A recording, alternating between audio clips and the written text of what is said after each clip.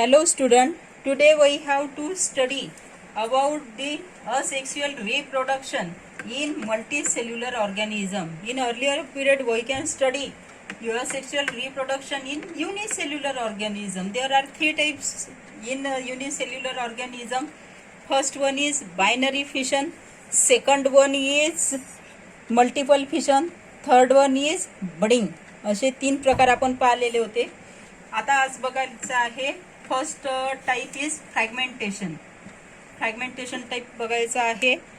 In this type, fragmentation types of asexual reproduction occur in multicellular organism. In this type of reproduction, a body of parent organism breaks up into many fragments, and each fragment starts to live independent new organism. And this type of organism, it can be occur in Spirogyra. We know that the structure of Spirogyra is like that. हा स्पायरोगॅराचं structure आहे. याच्यामध्ये different types of काय असतात, sale असतात आतमध्ये असे, आणि it can breaks in unfavourable condition. म्हणजे समजा हे जे आहे स्पायरोगॅरा, याला there is a plenty of water and nutrients are available to spirogyra. Its filament grow up fast. Unfavourable condition म्हणजे त्याला काय भेटलं नाही, वॉटर भेटलं नाही, वॉटरमध्ये हा ग्रो होतो, न्यूट्रिएंट भेटले नाही. If it is a break from here, म्हणजेच याचे काय झालेले आहे, दोन पार्ट झालेले आहे. दोन पार्ट इज जस्ट लाईक अशा पद्धतीचे दोन पार्ट झालेले आहे. आणि या दोन पार्टमध्ये त्याला काय भेटणार आहे, nutrients and plenty of water. त्यामध्ये मग हे जे दोन झालेले तुकडे आहे, इथून जो ब्रेक झालेला पार्ट आहे वरचा वर आणि खालचा खाली, इट कॅन बी ग्रो. हा ग्रो होतो. And each fragment starts to live independently. हाही वेगळ्या स्वतंत्रपणे जगतो, हाही स्वतंत्रपणे जगतो.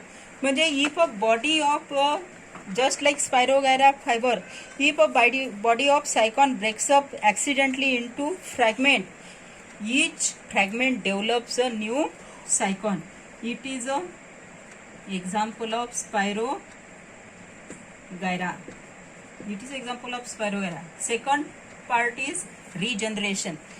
Regeneration म्हणजे पुनर्जनन. Fragmentation म्हणजे खंडीभवन. You may know that wall lizard break up and discard some part of its tail in emergency. आपल्याला ही एक गोष्ट माहित आहे, धोक्याच्या वेळी काय करते, पाल स्वतःचं शेपूट जे आहे हे तोडून टाकते, आणि कालांतराने हे जे तोडून टाकलेलं शेपटीचा भाग आहे हा पुनर्जीवित केला जातो. Discarded part is regenerated after a long period. This is an example of limited regeneration. However, under certain situation, an animal planaria. Planaria जो असतो, प्लॅनेरियाचं स्ट्रक्चर जे आहे, it is just like that. असं प्लॅनेरियाचं स्ट्रक्चर राहते. हा प्लॅनेरियाचं structure, if we have to assume that, समजा हा ब्रेक झाला, हा एक पार्ट, हा एक पार्ट, म्हणजे इथे पार्ट कोणते कोणते तयार झालेले आहेत, तीन पार्टमध्ये हे डिवायडेशन झालेलं आहे. तीन पार्टमध्ये याचा हे जो हा जो पार्ट आहे, हेड पार्ट तयार झालेला आहे. त्याच्यानंतर इथे ही जी बॉडी आहे, बॉडी पार्ट तयार झालेला आहे. आणि थर्ड वन मध्ये परत काय तयार झालेला आहे, इथे मी खाली घेते आहे, असा शेपटीचा भाग तयार झालेला आहे. That are the three part. असे तीन पार्ट झालेले आहेत. या तीन पार्टमध्ये परत काय होते, हा जो पूर्ण प्लॅनेरी आहे, इट कॅन बी रिजनरेटेड. म्हणजे एक छोटासा अंश जरी असेल तर हा खालचा पार्ट तयार झालेला आहे. त्यानंतर यामध्ये कुठला पार्ट तयार झाला, तर यामध्ये असा वरचा पार्ट अँड शेपटाचा भाग झालेला आहे. इथे तर पूर्णच प्लॅनेरिया तयार होईल. म्हणजे या पद्धतीने काय होते, याची बॉडी तयार होते. म्हणजे यावरून तुमच्या लक्षात आलं असेल की प्लॅनेरिया जो आहे, under a certain situation, planaria breaks up its body into two or different parts, and each part remaining a part of body. Thus, new planaria are formed. This is called as regeneration. म्हणजे काय होते की हे जे तुकडे झालेले आहेत, तुकड्यापासून शरीराचा उर्वरित भाग तयार होऊन दोन नवजात प्राणी तयार होतात. म्हणजे इथे पहा, याचे दोन याच्यात डिवायडेशन झालं, head, body part and tail. याच्यामुळे किती प्लॅनेरिया तयार झालेले आहे? 1, 2 and 3. 3 types of planaria is regenerated. Hence it is a type of regeneration. Third type is budding. Budding is unicellular also, budding in multicellular also. Under favorable condition, at specific part of its body, an outgrowth is formed by repeated division of regenerative cell of body wall, and this outgrowth is called as a bud. We can draw a hydra. आपण हायड्राचा molecule काढून राहिलो आहोत, and it is a structure of hydra. हायड्राचं structure तयार झालेलं आहे.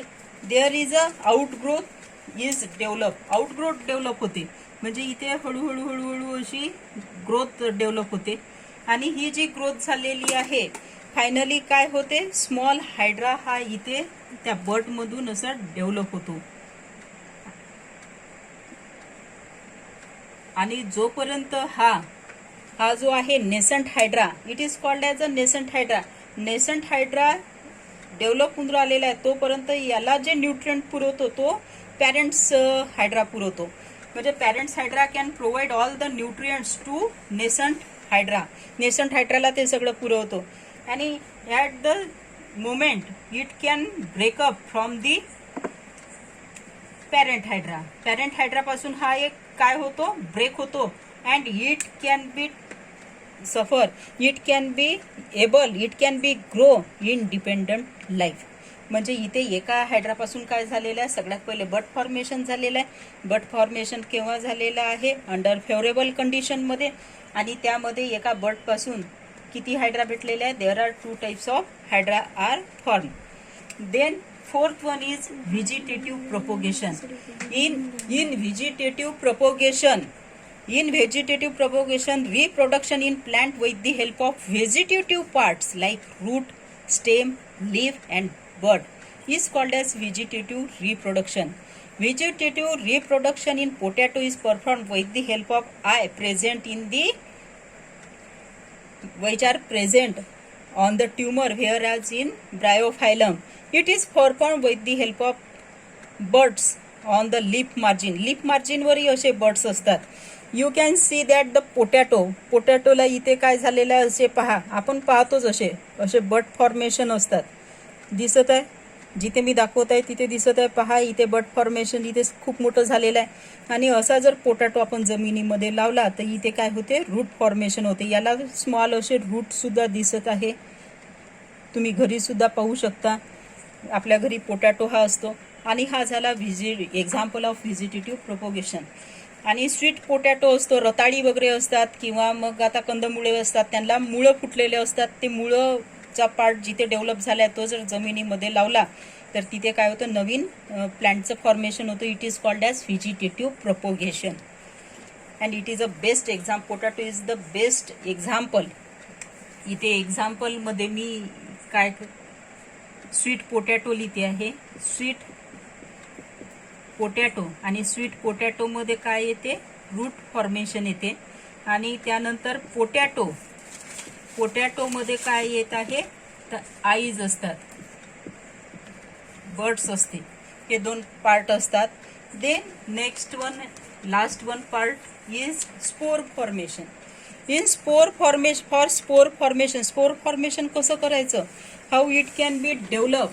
It is a very easy. हा part आपण बऱ्याच वेळा केलेला आहे. काय करतो आपण?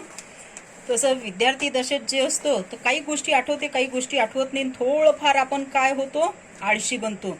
शनिवारी डब्बा नेतो आणि त्याच्यामध्ये ओलसर भाग काही नेलेला असेल, जेवायला भाजीपोळी नेली असेल, डब्बाच काढायला विसरतो.